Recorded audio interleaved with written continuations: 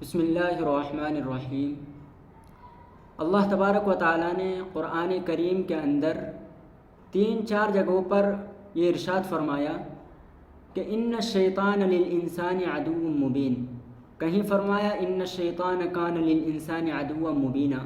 یعنی 3-4 جگہ مقامات پر یہ فرمایا کہ شیطان انسان کا کھلا ہوا دشمن ہے۔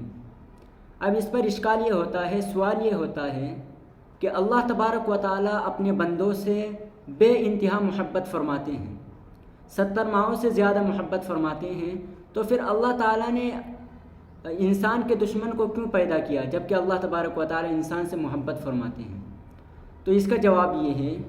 کہ اللہ تبارک و تعالیٰ نے شیطان کو اس لیے پیدا فرمایا کہ اللہ تبارک و تعالیٰ انسان کو آزمائے اور انسان کا امتحان لے۔ دیکھیے، اگر اللہ تبارک و تعالیٰ شیطان کو پیدا نہ فرماتے تو انسان کو بہکانے والا کوئی نہ ہوتا، اور جب انسان کو بہکانے والا اور گناہوں کی طرف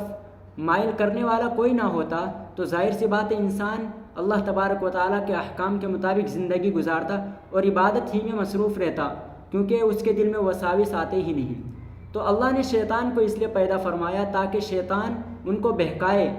اور جب وہ بہکائے گا پھر بھی اس کے بعد بندے میری طرف رجوع کریں اور اس کی بات کو نہ مانتے ہوئے میری بات مانیں، تو اللہ تبارک و تعالیٰ اس کے ذریعے آزماتے ہیں تاکہ مجھے معلوم ہو جائے کہ میرے بندے مجھ سے محبت کرتے ہیں، کیونکہ میں تو ان سے کرتا ہی ہوں، لیکن میرے بندے بھی مجھ سے کرتے ہیں یا نہیں۔ تو اس کو آزمانے کے لیے اور اس امتحان کے لیے شیطان کو پیدا فرمایا۔